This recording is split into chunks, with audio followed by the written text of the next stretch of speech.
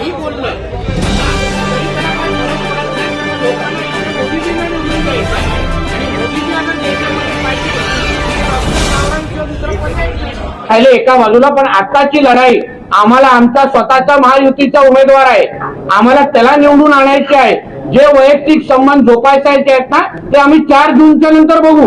पण आता आमच्यासाठी भारतीय जनता पक्ष आणि महायुती, शिवसेना आणि सगळे घटक पक्ष एकत्र मिळून आम्हाला डॉक्टर सावरांना निवडून आणायचं आहे. त्यासाठी लागणारा साम दाम दंडभेद आम्ही सगळ्या गोष्टी करणार आणि आमचा उमेदवार निवडून आणणार.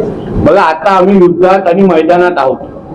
का समजवण्याचा प्रयत्न झाला नाही, ते कोण का समजले नाही, आता ते प्रश्न लागूच होत नाही.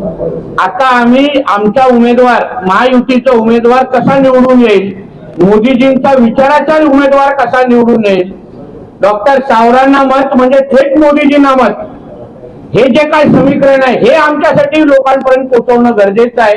कोण का आलं नाही, कोण आमच्यावर का बसलं नाही, हा प्रश्न आता त्याला विचारण्याचा उशीर झालाय. नमस्कार, अस्सलाम वालेकुम, आदाब। मैं हूं यूसुफ अली, आप देख रहे हैं सेफ न्यूज लाइव। आइए नजर डालते हैं आज की खास खबर पर। दोस्तों, आज वसई विरार अंतर्गत नालासोपारा के रिजेंसी बैंक्वेट हॉल में भारतीय जनता पार्टी के आमदार नितेश राणे, जिनको पालघर का सह नियुक्त किया गया है, वो आए थे। उन्होंने एक प्रेस कॉन्फ्रेंस यहाँ आयोजित की। उस प्रेस कॉन्फ्रेंस में काफी लंबी देर तक चर्चाएं चली, कम से कम 30 से 35 मिनट तक पत्रकारों के सवाल जवाब हुए। उन सभी को देखने के लिए वीडियो आप अंत तक जरूर देखना। हम ये प्रेस कॉन्फ्रेंस अनकट चला रहे हैं और वीडियो निश्चित ही लंबा होने वाला है, लेकिन फिर भी मैं आपसे गुजारिश करूंगा कि ये प्रेस कॉन्फ्रेंस जरूर देखना, ताकि आपको मालूम पड़ेगा कि भारतीय जनता पार्टी का विजन क्या है और Bharatiya Janata party kiss Aadhaar per in चुनावों में उतरने वाली है। नितेश राणे को मुद्दों का जब सवाल जवाब किया गया तो मुद्दे के हर सवाल पर, चुनावी मुद्दे के हर सवाल पर नितेश राणे जवाब नहीं दे पाए। मैं इतना सारांश में जरूर कहना चाहूंगा। बाकी आप पूरी प्रेस कॉन्फ्रेंस देखिए और खुद अंदाजा लगाइए। आज के लिए अभी के लिए इतना ही। नमस्कार।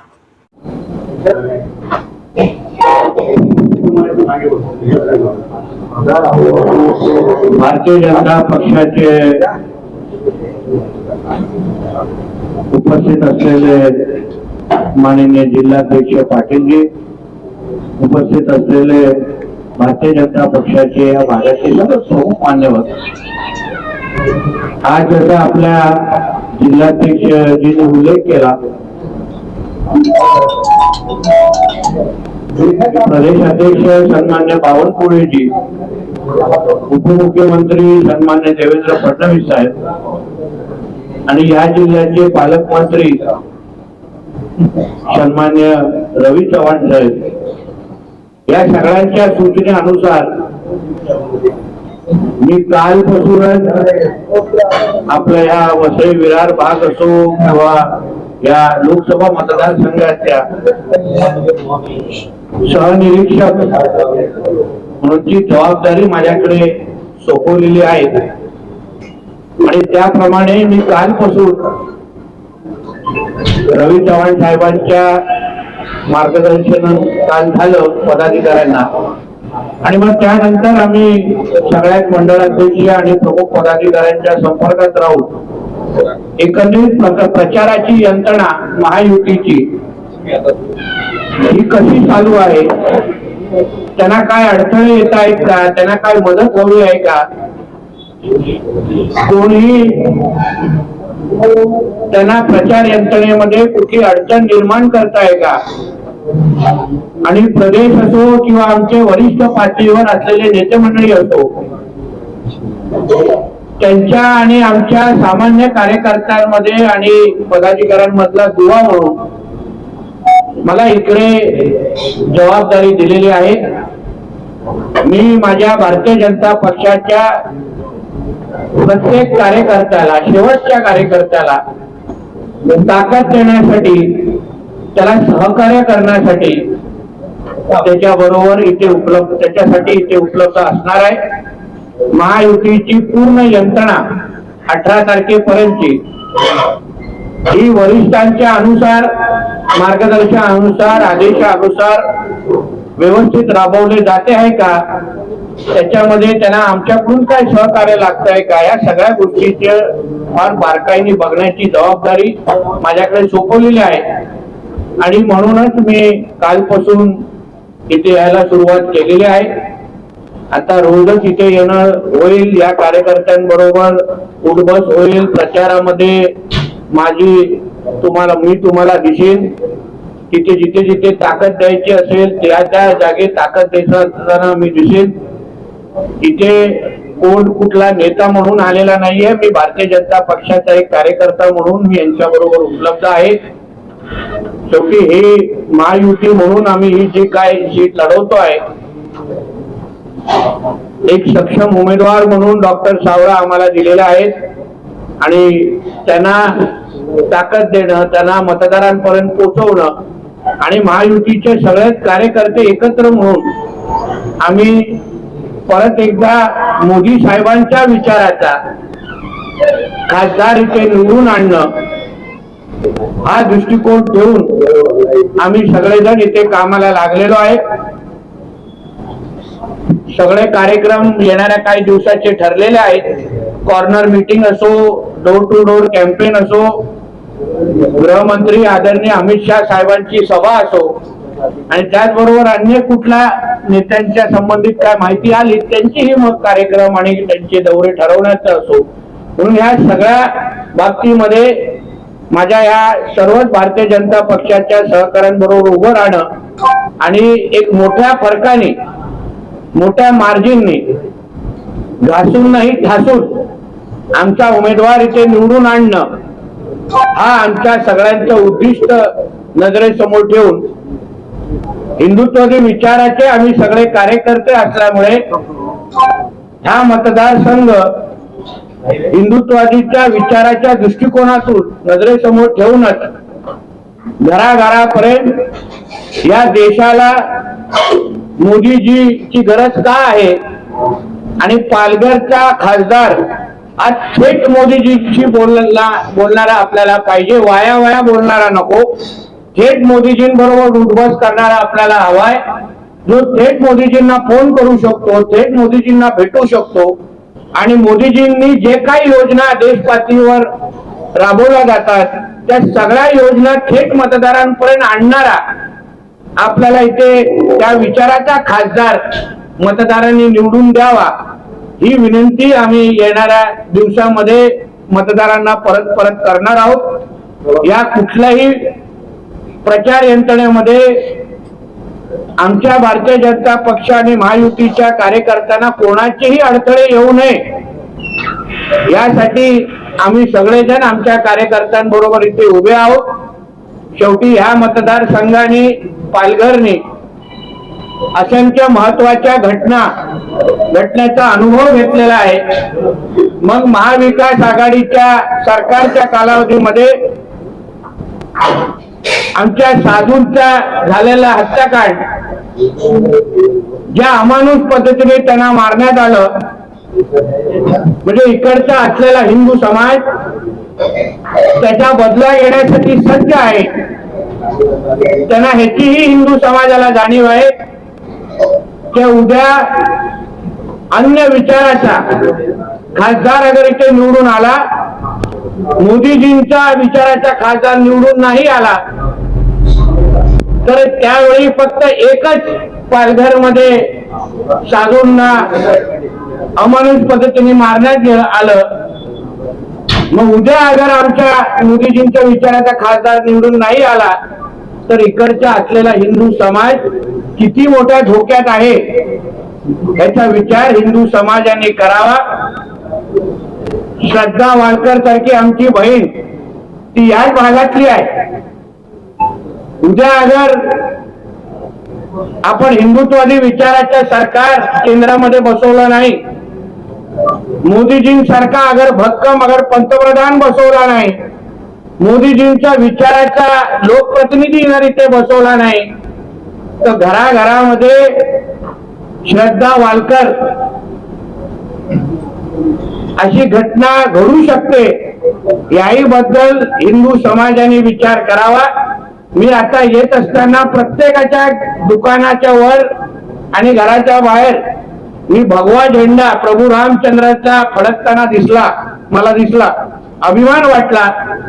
पण इकडच्या मतदारांनी हेही लक्षात ठेवावं की अगर इथे ज्या पद्धतीने विषारी प्रचार एकंदरीत महाविकास आघाडी आणि इंडी अलायन्सच्या माध्यमातून चालू आहे, अगर त्यांच्या विचाराचा खासदार अगर इथे निवडून आला तर इकडचा असलेला हिंदू समाज स्वतःच्या घराच्या बाहेर तो झेंडा फडकवण्याची हिंमत पण करू शकणार नाही. मग इथे सगळं तुम्हाला हिरवे झेंडे सगळीकडे दिसतील अशी भीती इथे निर्माण होऊ शकते. म्हणून याही बद्दल अशी परिस्थिती इथे निर्माण होऊ शकते. म्हणून याही बद्दल इकडच्या हिंदू समाजाने विचार करून मतदान करावं, हाही संदेश आम्ही मतदारांपर्यंत आमच्या माध्यमातून घेऊन जाणार आहोत. धन्यवाद.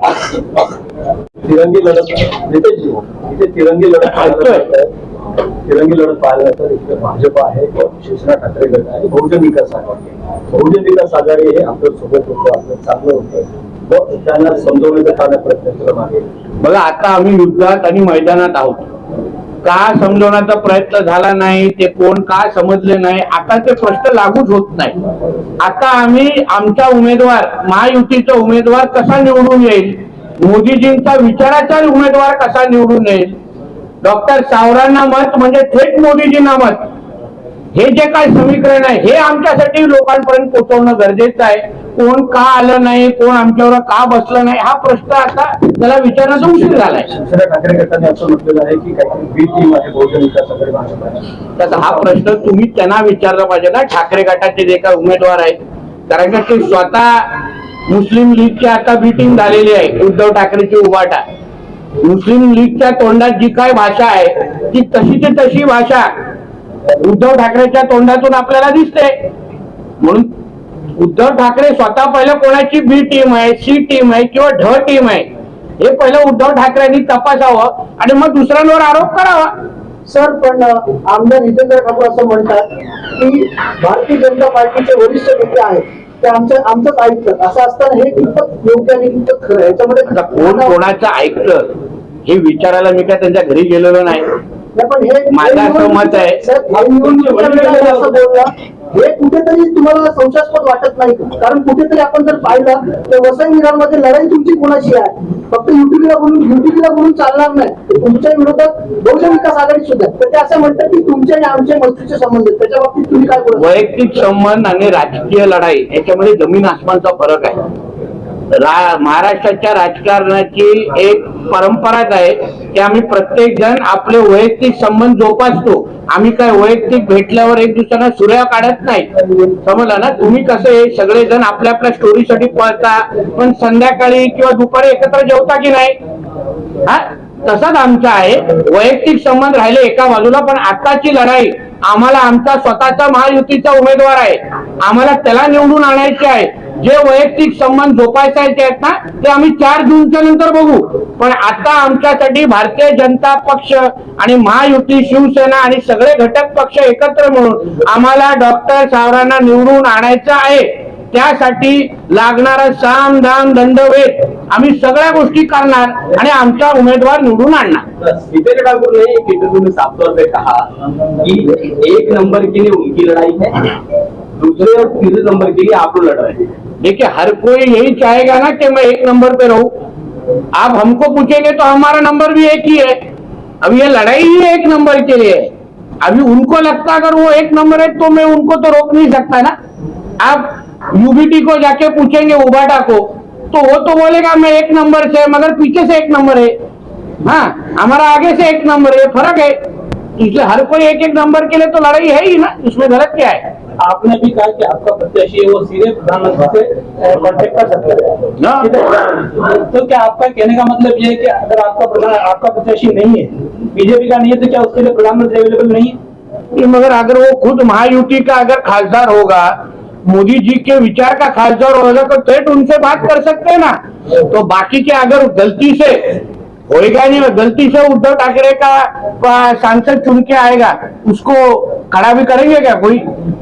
कि उद्धव ठाकरे की भाषा देखी क्या आपने? हाँ, तो इसलिए अगर ठेठ आपको मोदी जी के साथ बैठने उठने वाला बोलने वाला अगर सांसद चुन के देना है तो हमारे डॉक्टर सावरा कर दीजिए। इधर उधर से घूम के आना है तो फिर ये लोग बाकी के 2 जन है। जब तक चुनाव है तब तक एक दूसरे का विरोध होता है, लेकिन चुनाव होने के बाद में प्रधानमंत्री पूरे देश का प्रधानमंत्री होता है। हाँ, मुझे मालूम है ना, मगर हमारा जो विचार का जो खासदार है ना, उसको वीआईपी ट्रीटमेंट है ही ना, उसको एक्स्ट्रा वीआईपी ट्रीटमेंट है, उसको जल्दी अपॉइंटमेंट मिलेगी, बाकी सबको 6 महीने तक मिलेगी, हमको 6 घंटे में मिल सकती है। इसलिए हमको ठेठ डॉक्टर सावरा को चुन के देना है, ये फर्क है। सर, एक सवाल है, ये जो चुनाव है, क्या नरेंद्र मोदी के केस पे लड़ा जा रहा है कि डॉक्टर सावरा यहाँ लोकल प्रत्याशी तौर पर लड़ रहे हैं? देखिए, ऐसा है, ये चुनाव ये मोदी जी का चुनाव है। हमारे देश का नेतृत्व मोदी जी पिछले 10 साल से बहुत यशस्वी पद्धति से कर रहे हैं। तो देश की जनता को चुनना है कि मोदी जी आपको वापस 3 साल चाहिए कि नहीं, और मोदी जी का हाथ मजबूत करने के लिए हमको डॉक्टर सावरा जी को चुन के देना है। डॉक्टर सावरा जी का खुद का भी एक गुडविल है, उन्होंने खुद का भी बहुत सेवा का काम किया है, मगर ये चुनाव ये मोदी जी के साथ आपको डॉक्टर सावरा जी को देखना है कि नहीं। डॉक्टर सावरा को मत, मतलब डायरेक्ट मोदी जी को मत, इसके लिए चुनाव लड़ाया जा रहा है। एक सभा में आपके ही नेता ने मंच से साफ तौर पे एक भाषण में कहा कि जो वाड़वन बंदर का विरोध करते हैं वो दलाल है, और वाड़वन बंदर प्रकल्प स्थानीय लोग अगर वहां ग्रामीण अंचल में जाएंगे तो काफी उसका विरोध है, काफी रोष है। मेरे को ये सब टेक्निकल सवाल आप तुरंत पहले दिन पे पूछेंगे तो आएगा नहीं, इसके लिए बाकी ये सब हमारे सक्षम लोग हैं। मैं 1-2 दिन और दे दीजिए, और थोड़ा मालूमात करूंगा आपके साथ, जरा दोपहर को चाय नाश्ते के लिए बैठूंगा, फिर परसों सवाल कीजिए ना मेरे को ये।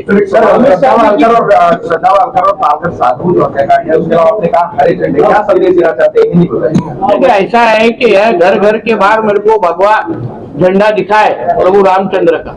वहाँ हर एक को जो 22 जनवरी को हमारे राम प्रतिष्ठान हुई, हाँ, उसके लिए सब जगह हिंदूमय वातावरण है। उद्धव ठाकरे या इंडी अलायंस या महाविकास आघाड़ी को वोट देना मतलब लव जिहाद को समर्थन करना है। इंडी अलायंस और महाविकास को वोट देना मतलब लैंड जिहाद को समर्थन करना है। इंडी अलायंस और महाविकास आघाड़ी के प्रत्याशी को वोट करना मतलब अपनी सारे के सारे हक की जमीन ये वक्फ बोर्ड को दे देना जैसा है। इसलिए यहाँ के मतदारों ने सोच के मतदान करना चाहिए कि आज जिस हक से और जो स्वतंत्र आपके पास है कि आप आपके घर के बाहर यहाँ भगवा झंडा लहरा सकते हैं, कल अगर मोदी जी के सोच का अगर सांसद इधर चुन के आएगा नहीं तो शायद वो उसका भी परमिशन आपको मिलेगा नहीं, और फिर घर के बाहर अगर झंडे का कलर बदल गया तो फिर आपके हाथ में कुछ बचेगा नहीं। इलाके में आज भी जवाहर मुखाड़ा इस इलाके में आपका ही सांसद था, इससे पहले राजेंद्र गांधी तो आपके ही गठबंधन का समर्थन था, लेकिन वहाँ विकास नहीं पहुंचा, आज भी एम्बुलेंस नहीं जा सकती, ऐसी सड़कें, पेयजल की व्यवस्था आज भी नहीं मिल पा रही। कर देते हैं, और जिस तरह से हिंदुत्व की बात है वो निश्चित रूप से होनी चाहिए, आपका एजेंडा हो सकता है, लेकिन विकास जो प्रमुख एजेंडा है आपका, लेकिन बावजूद इसके आप यही पूर्ण सांसद रहे हैं, यहाँ पर आपके ही समर्थक उन्होंने विकास क्षेत्र में जवाहर मुखाड़ा की तरफ चले जाएगी, बहुत गंभीर समस्या है। देखिए, कोई भी सांसद, मैं भी एक एरिया का एमएलए हूँ, मैं 10 साल से मेरे एरिया का एमएलए हूँ, मैं ये नहीं क्लेम करता कि मैंने यहाँ मेरे कॉन्स्टिट्यूंसी का मतदार संघ का 100% विकास किया है, मैं ये नहीं क्लेम करता। मेरे खुद के मेरे कॉन्स्टिट्यूंसी में 263 विलेज है। वैसे ही कोई भी अगर सांसद चुन के आया होगा तो 5 साल में उसने 100% विकास किया, ऐसा कोई भी क्लेम नहीं कर सकता। कुछ भाग रहे, एक मिनट आपने पूछा ना मेरा, फिर आप बाद में कीजिए ना, मेरा बीच में नहीं सर, उनका हक है, उनका हक है, उनको जवाब दूंगा, फिर आपके पास आऊंगा ना, मैं ऐसे किसको अन्याय नहीं करूंगा। तो इसलिए मैं बोल रहा हूँ 5 साल में वो शायद इधर कम ज्यादा रह गए रहेंगे, हम नहीं बोलते कि उन्होंने 100% विकास किया। इसलिए अभी जब कल वापिस हमारे डॉक्टर सावरा जी चुन के आ जाएंगे ना, वो आपने जो बचा कुचा जो एरिया है वहां भी विकास लेके आएंगे।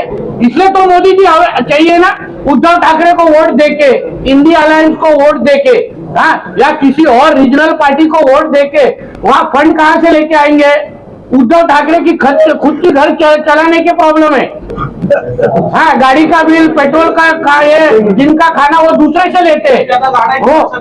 हाँ, जरा झाल्यावर मग तू बोल ना, मध्ये मध्ये पिन नाईट होत आहे। हाँ, तो माझा उनका खुद को खाने पीने के वांदे हैं। हाँ, वो क्या आपको विकास निधि लेके आएंगे? कल अगर हमारे डॉक्टर सावरा चुन के आएंगे ना, तो मोदी जी को हक से बोल सकते हैं यहाँ पे पेयजल योजना हमको इधर लागू करके दीजिए, उसके वजह से लोग हमारे नाराज है। ये अलग अलग एरिया में अभी तक विकास पहुंचा नहीं है, मैं आपका सांसद हूँ, अब हक से मुझे निधि दीजिए, ये बोलने का हक डॉक्टर सावरा के पास ही होगा। बाकी सब लोग को लाइन लगाना पड़ेगा उधर। इसलिए लाइन लगाने के बजाय फिर आप मोदी जी के सोच का सांसद चुन के लीजिए और ये सारा विकास करके ले लीजिए।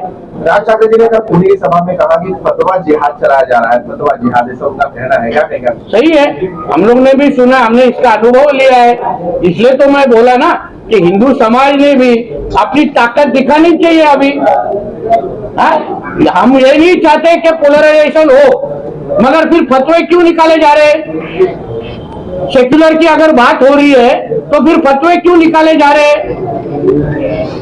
तो फिर एक ने अगर फतवा निकालने की बात की ना, तो फिर हिंदू समाज ने भी सोचना चाहिए, ये आखिर में हमारा देश हिंदू राष्ट्र है, यहाँ ज्यादा से ज्यादा लोग हिंदू रहते हैं, और इसलिए हिंदुओं ने अगर अपना देश बचाना है, हिंदू राष्ट्र रखना है, तो मोदी जी के बाजू में साथ खड़ा रहना ही पडेगा। राममंदिर भाषा केली होती, त्याच्याबद्दल काय? अहो, ज्या काँग्रेसच्या त्यांच्या नेत्यांनी रामाच्याच अस्तित्वावर प्रश्नचिन्ह केलं ना, हे असे आपल्यातले असलेले गद्दार, स्वतः नाना पटेल हिंदू आहेत हे कदाचित विसरले, धर्मांतर राजकीय झालाय त्यांचा कधीपासून, म्हणून त्याला असे प्रश्न विचारायसारखे वाटतात। म्हणून या काँग्रेसवाल्यांना हे मुस्लिम लीग शिवाय दुसरी भाषा येत नाही, पाकिस्तानची जी भाषा आहे ना तेच काँग्रेसवाल्यांच्या तोंडात आहे। उद्या काँग्रेसचा इथे किंवा इंडिया अलायन्सचा महाविकास आघाडीचा इथे निवडून आला ना तुमच्या चुकून पालघरमध्ये, कर्नाटकमध्ये जावा, बघा काय चाललंय तिकडे। तिथे राजरोज पद्धतीने पाकिस्तान जिंदाबादचे नारे दिले जातात, राजरोज पद्धतीने पाकिस्तानचे झेंडे फडकवले जातात, तिथे टिपू सुलतान, त्याला आम्ही टिप्या म्हणतो, हा, त्याची जयंती साजरा केली जाते, तिथे हिंदू सण साजरा करायला देत नाहीत ते लोक तिकडे। आता कर्नाटकमध्ये तुमच्या पत्रकार मित्राला विचारा, तीच परिस्थिती तुम्हाला अगर पालघरमध्ये पाहिजे असेल ना, तर मग या महाविकास आघाडीने इंडिया अलायन्स वाल्यांना निवडून द्या।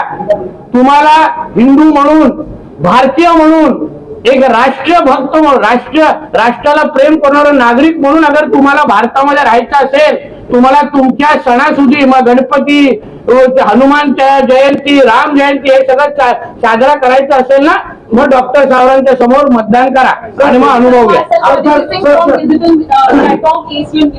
सर, आप हिंदुत्व की बात आप लोग प्रचंडता से उठाते हैं, अभी आपने वसई की बेटी श्रद्धा वॉकर की बात करी, मैं जानना चाहूंगी और वसई की जनता भी जानना चाहेगी, क्योंकि वो वसई की बेटी थी, केंद्र में आपकी सरकार थी, राज्य में आपकी सरकार थी, अब तक वो कार्रवाई कहाँ तक पहुंची? कार्रवाई चालू है, एग्जैक्ट डिटेल लेके मैं आपसे बात कर सकता हूँ, मगर मैं आपको बोलूंगा कि हमको आगे जाके और श्रद्धा वाकर जैसे केस ना हो, इसके लिए हम लोग को हिंदुत्ववादी विचार की सरकार चाहिए। सर, एक एग्जाम्पल सेट होने के बाद निश्चित तौर पर वैसी घटना नहीं होगी ना, इसलिए तो उस तरीके की कार्रवाई शुरू है। कार्रवाई नहीं, एक मिनट सर, मैं एक मैडम को बोलूंगा फिर सर के पास आऊंगा ना। तो मैडम उसके हिसाब से जो कार्रवाई होनी चाहिए वो जल्द गति से हो रही है, आगे ऐसी किसी की हिम्मत ना हो, उसके लिए जो जो कार्रवाई की जरूरत हो हम सब करेंगे, आप चिंता मत कीजिए। मीरा रोड में आपके दिख रहे पहले सर का ले लें। 10 साल से आपका यूपी का सरकार है महाराष्ट्र में। नहीं, अभी 2.5 साल हुआ। 2.5 साल अभी हो गया, 5 साल पहले था, 7.5 साल मान लीजिए। बीच में काली मंजर आ गई, काली बिल्ली आ गई ना उद्धव ठाकरे के नाम। हाँ, वो ठीक है। 77 साल देश को आजाद होके हो गया, स्वास्थ्य, सुरक्षा, बिजली, पानी, चारों व्यवस्थाएं यहाँ मरमरा गई, कुछ है नहीं, सिर्फ पट्टा बांध के लाल हो रहा है बस। वसई बिना पालघर में, तो इसलिए तो हमको डॉक्टर गंगा जी 5 साल यहाँ सांसद थे, क्या किया जरा बता दीजिए, उस काम के लिए क्या किया है उन्होंने? किस विचार पर हम दो सिर्फ हिंदू के लिए वोट दूं? जनता पूछती है, मेरा सवाल नहीं है। यही प्रश्न फतवा निकालने वाले नहीं पूछते। आज तो रावण भी बोलता है कि अगर काश में वो लोग जो फतवा निकालने के बाद बोलते ही नहीं होता। आप ऐसा है ना, आप हंस रहे, मेरे पास देख के हंसो ना, मजा आएगा ना। मैं नहीं हंस रहा, मैं सवाल पूछ रहा हूँ। आपको देख के बाकी कोई हंस नहीं रहा है। ऐसा नहीं हंसने दो, मुझे ऐसे बोल रहा हूँ, जो आपका जो प्रश्न है ना, अब ऐसा है ना, चिल्ला के भी उतना ही आवाज आएगा, कम बोलने की भी उतनी ही आवाज आएगा। ऐसा कुछ बात नहीं है कि आप चिल्लाएंगे तो ही मेरे को प्रश्न नहीं सर, मेरा आवाज थोड़ा मोटा है। मेरा भी आवाज का वही सॉरी बोल रहा हूँ मैं, इसलिए मैं आपको वही बोल रहा हूँ। आपका जो चिंता है ना, इसलिए हमको इधर मोदी जी के सोच का सांसद चाहिए। ठीक है, हम ऐसे नहीं बोलते कि 100% विकास हम लोग ने इधर किया है, कुछ चीजें रह गई है, वो पूरी करने के लिए हमको वापस अपने सोच का सांसद इधर चाहिए। सर मीरा रोड इंदर में आपने कई राज्य में 3-4 विजिट किए थे, उसके बाद लैंड जिहाद दबियात कई कैंपस भी लिए थे, उसके बाद आपके ऊपर मामला दर्ज होने की बात आई, कोर्ट गए लोग और मामला भी दर्ज हुआ है, क्या कहेंगे उस बारे में आप? कोई फर्क नहीं पड़ता। इम्पोर्टेंटली हेट स्पीच हमको कोई फर्क, हेट स्पीच मतलब हिंदुओं की बाजू लेना, हिंदुओं का हक बोलना, उसको अगर हेट स्पीच गिना जाता है, उसके लिए अगर मेरे पास 4 FIR होता है ना, तो 50 कर लीजिए, मेरे को क्या फर्क पड़ रहा है। मैं हिंदुओं के हित में ही बात कर रहा हूँ। अगर हम हिंदुओं के हित में नहीं बात करेंगे, हिंदू राष्ट्र में रह के, तो फिर क्या पाकिस्तान में जाके बात करेंगे? मेरा हक है इधर के हिंदू के बारे में बात करना, तो मुझ पे FIR चढ़ाइए, कोई प्रॉब्लम नहीं, वो भी कोर्ट का जो आदेश है सब पालन करेंगे। मगर मुद्दा ऐसा है, जो इश्यूज हम लोग ने उठाए थे, तो लैंड जिहाद, लव जिहाद के जो इश्यूज हुए थे, उस बारे में कोई जवाब देने के लिए तैयार नहीं है। सब जगह वक्त की लैंड ली जा रही है, सब जगह उधर लैंड जिहाद के नाम पे एनक्रोचमेंट हो रहा है, उसके बारे में कोई बोलने की तैयार नहीं है, तो उसका अपना जवाब दे दीजिए। एक सवाल है, सरकार उधर एक सवाल है, इसी 1 साल पहले सरकार ने जमीन एक्विजिशन बिल जो था वो नया लागू किया है सेंट्रल गवर्नमेंट ने, और बिना जमीन मालिक की अनुमति के आपकी जमीन का अधिग्रहण कर लिया जाएगा। इस पर आपका क्या कहना है? तो वो मेरे को इन्फॉर्मेशन लेके आपसे बात करना सर, अभी आप उसके बारे में मालूम नहीं, फोन लेके बात करें। काय काय काय करणार आहात? करण्यासाठी आमचे डॉक्टर सावराजच्या माध्यमातून बघा ना, जे जे इथले प्रश्न आहेत विकासात्मक, आता इथे आता 1 मिनिट प्रश्न का जवाब तो दे दूं। इथे जेवढे जे काय इथे शहरीकरण मोठ्या प्रमाणामध्ये झालंय, मोठ्या प्रमाणामध्ये वस्ती वाढल्या, त्यांच्या नागरी सुविधा 18 प्रकारच्या नागरी सुविधा असतात, तर त्या पद्धतीची नागरी सुविधा, पायाभूत सुविधा देण्यासाठी ज्या ज्या फंडची गरज आहे, ज्या ज्या नियोजनाची गरज आहे, सगळं नियोजन आम्ही योग्य पद्धतीने करू। नितिन जी, आप कलेक्टर है, कार्यकर्ताओं की सह आपको सह निरीक्षक के रूप में भेजा है, लेकिन जो अभी तक की प्रेस कॉन्फ्रेंस में आपके उत्तर आ रहे हैं, मोदी जी की गारंटी का वाक्य संपूर्ण देश में स्लोगन के रूप में दौड़ रहा है। गारंटी मतलब विकास का। आपके पूरे प्रेस कॉन्फ्रेंस में विकास के मुद्दे पर कोई बात नहीं आ रही, इस पर विश्वास नहीं। विकास पर सवाल किया गया तो आपने कहा हम जानकारी लेते हैं तो बताते हैं, वार्डो बंद प्रश्न किया गया तो आपने कहा ये पहले दिन ही हम कैसे उत्तर। विकास पर क्या लगता नहीं है, जो आपका प्रमुख एजेंडा है उसका बजट देखो ऐसा है ना, आप कुछ भी मेरे को यहाँ का टेक्निकल सवाल पूछेंगे, विकासात्मक बात पूछेंगे, मैं फालतू जगह पे अपना मुंह लगाने वाला आदमी नहीं, मेरे को नहीं मालूम, मैं नहीं बोल रहा हूँ। सर मैं आपने जिस तो टेक्निकल सवाल विकासात्मक मुद्दा पूछा, मैं क्या अभी सर्वज्ञानी नहीं है ना, मेरे में और रोहित पवार में फर्क है कि नहीं? मैं हर जगह मुंह डालने वाला आदमी नहीं है, जितना मालूम है उतना बोलूंगा, और जो नहीं मालूम है आपको बोलूंगा, मुझे मालूम नहीं है स्टडी करके वापस, और रोज आपसे मुलाकात तो भी होगी ना, आप थोड़ी मेरे को छोड़ने वाले। हाँ, किधर ना किधर तो डंडे दिखेंगे, तो बोलूंगा अरे बाबा उस दिन वो सवाल पूछा ना, इसका जवाब ये है, वह जो मालूम नहीं ना उसमें मुंह नहीं डालना होता है, वो अपना स्वभाव। यहाँ पे आपके पदाधिकारी हैं, आपके कार्यकर्ता हैं, क्या वो आप तक ये सब सारी विकास, यहाँ पे जो विकासक जो मुद्दे, जो प्रश्न बार बार उठते हैं, एक ही प्रश्न बार बार उठता है, और उसका कोई भी बड़ा नेता भी जिसकी आता है वो उसका उन प्रश्नों का उत्तर दे नहीं पाता है, और 2 टूक पत्रकारों को देखिए आपके जो 2-4 सवाल जो इधर मैं जवाब नहीं दे पाया ना, उसका मैं मालूमात लूंगा, और अगले क्या पत्रकार परिषद में मैं हूँगा, हमारे कैंडिडेट होंगे, जवाब दे देंगे। आप ओपनिंग मैच में अगर आपको सवाल पूछेंगे ना तो मजा नहीं छोटा आएगा। सा सवाल है, बालघर में हेमंत सावरा चुनाव लड़ रहे हैं बीजेपी के सिंबल पर। बालघर के विकास के लिए क्या एजेंडा अभी तक निर्धारित किया गया है जो लोकल देखिए, लोग वो हमारे कैंडिडेट आके आपको बोलेंगे ना, मैं सह निरीक्षक हूँ, मेरे को इनके लिए भेजा है, मैं कैंडिडेट नहीं हूँ इधर का, अभी तक बनाने का सोचा भी नहीं है। तो जो भी हमारे कैंडिडेट आएंगे ना, ये सवाल है ना, ये सवाल आप हमारे कैंडिडेट के लिए रखिए। हमारे जो प्रमुख नेता जन आएंगे वो आपको इसका पूरा विश्लेषण कर देंगे। ये पालघर का विकास करने के लिए क्या क्या करना चाहिए, उसके लिए हमारा क्या एजेंडा है, सब तय है, सब क्लियर है। मगर जिसके मुंह से निकलना चाहिए ना उसके मुंह से निकलने दीजिए। मेरा जो काम था आपको शुरुआत में बता दिया। बार बार पाकिस्तान का जिक्र कर रहे हैं, लेकिन विपक्ष आरोप लगाता है कि मोदी जी जब प्रधानमंत्री बने तो पहली बार अपने शपथ ग्रहण में पाकिस्तानी प्राइम मिनिस्टर को बुलाया, ये पहली बार हुआ।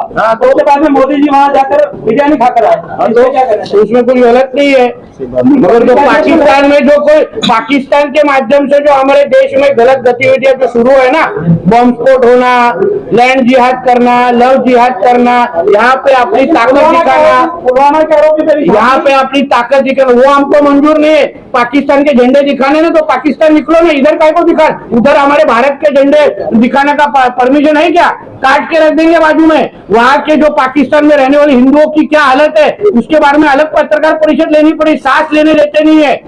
वहाँ के अगर हिंदुओं ने, एक मिनट आप पूछा तो सवाल मेरा जवाब भी दे दीजिए, वहाँ के अगर हिंदुओं ने अपने घर के बाहर अगर ऐसे भगवे झंडे लगाए ना, वो दूसरा मिनट जिंदा नहीं रहेंगे उधर के लोग। तो इसलिए पाकिस्तान के बारे में जितना इज्जत देना ना, हमारे पाकिस्तान से जितना इज्जत नहीं, आपने पूछा ना, सवाल ये है कि ऐसे में जो मालूम है आपको चुभा है थोड़ा, मगर मेरे को आपने पूछा ना, तो जितना इज्जत देना ना पाकिस्तान को उतना हमारे प्रधानमंत्री ने दिया है। मगर इज्जत लेने के लायकी के भी वो लोग रहने चाहिए पाकिस्तान के लोग। अगर उनकी लायकी नहीं है ना इज्जत लेने की, तो हमारा गलती नहीं है ना। एक असा सवाल आहे की तुम्ही नागरिक सुविधा विषयी बोललात, तर काही काळानंतर वसई विरार शहर महानगरपालिकेच्या माध्यमातून अनेक लोक बेघर होण्याची शक्यता आहे, अनेक जे टावर उभे राहिले ते अनधिकृत आहे आणि तोडण्याची शक्यता आहे, कोर्टाकडे नोटीस आहे। यानंतर तुमच्या संसद निवडून आल्यानंतर त्यासाठी काय प्रयत्न? त्याच्यावर अगर लोकांच्या इच्छेप्रमाणे आम्ही राहू ना, आम्ही लोकांच्या आणि मतदारांच्या इच्छेविरुद्ध नाही आहोत। जो लोकांची इच्छा, मतदारांची इच्छा तीच महायुती म्हणून आणि भारतीय जनता पक्ष म्हणून आमची भूमिका आहे, वेगळी काय असणार?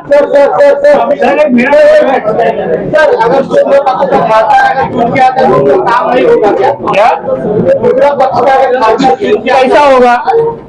आप मार्ग तो बताइए, आप मार्ग बताइए। इधर अगर मोदी जी के, जिनका प्रधानमंत्री होता है, जिनकी सरकार केंद्र में होती है, उनका सोच का अगर खासदार इधर चुन के आता है तो काम आसानी से होगा।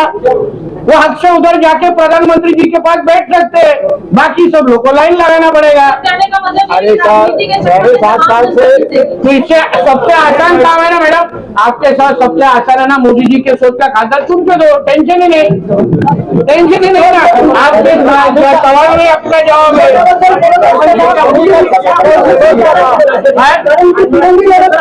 मी कशाला मोजत बसू? मी तर बीजेपीचा माणूस आहे ना, मी तुम्हाला पाहिजे म्हणून नावं कशाला कोणाची घेऊ?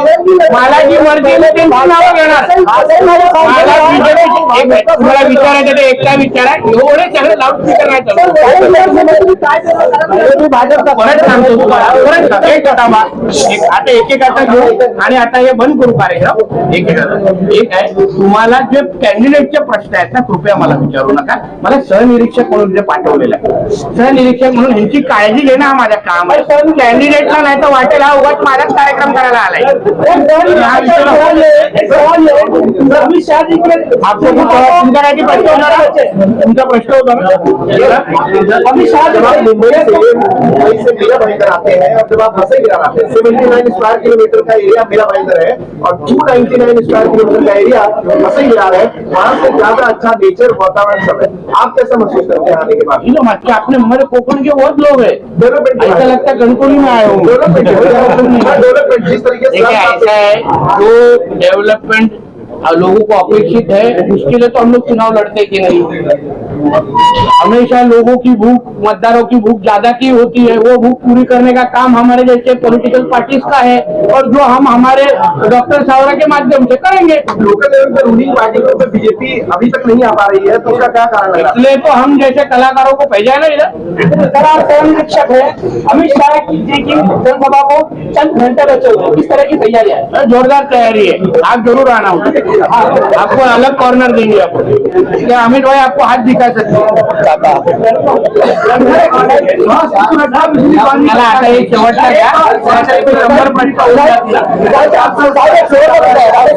तुमचं असं म्हणणं आहे की नरेंद्र मोदीने ते कॅन्डिडेट दिले ते सर्वांना निवडून द्या, विरोधक ठेवायचे का? ना आम्हाला नाही ठेवायचे तसं. तुम्हाला कसं माहित, आम्हाला 400+ खासदार निवडून द्यायचे, त्याच्यामध्ये आमचे डॉक्टर सावरा पाठवा आणि मग इथे विकासाची गॅरंटी आमची. दुसऱ्यांना निवडून दिलं मग विकासाच्या नावाने बोंब मारायची नाही. आम्हाला डॉक्टर सावरा आले तर अपेक्षित सगळा विकास या भागाचा करून देण्याची पूर्ण गॅरंटी आमची. हा माझा व्हिडिओ ठेवा, परत परत दाखवा. दुसरा कोण चुकून निवडून आला तर तो हात पसरत बसणार, तो विकास करू शकणार नाही. यापूर्वी बलराम जाधव पूरा हो जाएगा पूरा. आप 4 जून को मेरे से बात कीजिए ना, गिनते बैठेंगे 1 2 3 4 5 400 401 402 405, कोई प्रॉब्लम नहीं. लोगों का मोदी जी के साथ में है. लोग चाहते हैं कि मोदी जी वापस यहाँ पे प्रधानमंत्री बने, तो 400+. लोकसभा सीट आदिवासी सीट है, आदिवासी के लिए किस तरीके से क्या उनके लिए क्या मुद्दा है? वो हमारे कैंडिडेट को बुला रहे हैं. अरे आप इनका कार्यक्रम मेरे को काय को पूछ रहे हैं?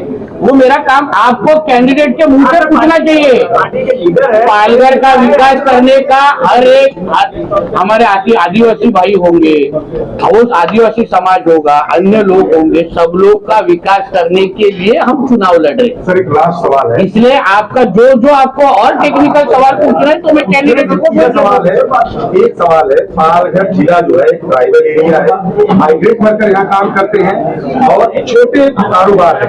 पेंडेमिक टाइम में सेंट्रल गवर्नमेंट ने इकोनॉमिक टास्क फोर्स बनाया था, तो वो महाराष्ट्र नहीं पालघर में किस तरह से जो है इकोनॉमिक टास्क फोर्स ने काम किया है और अभी तक उसका जो काम है कहाँ तक पहुंचा है? अच्छा, आपने डिटेल सवाल पूछा है, मालूमात लेता और आपके साथ ऑफिस बैठ जाए. अभी आपने इतना एकदम हाई लेवल सवाल पूछा है, तो हाई लेवल जवाब देना चाहिए नहीं? पॉलिटिशियन हाई लेवल है ऐसा तो फिर तो इसे हाई लेवल जवाब तैयार करने के लिए आपको टाइम देना पड़ेगा ना मेरे को. अचानक कैसे दूंगा आपको जवाब? चला चालेल, संपायचं काय? जय महाराज. हमारे चैनल सैफ न्यूज लाइव पर अपने व्यापार और सेवा से संबंधित विज्ञापन प्रसारण हेतु दिए गए मोबाइल नंबर पर संपर्क करें.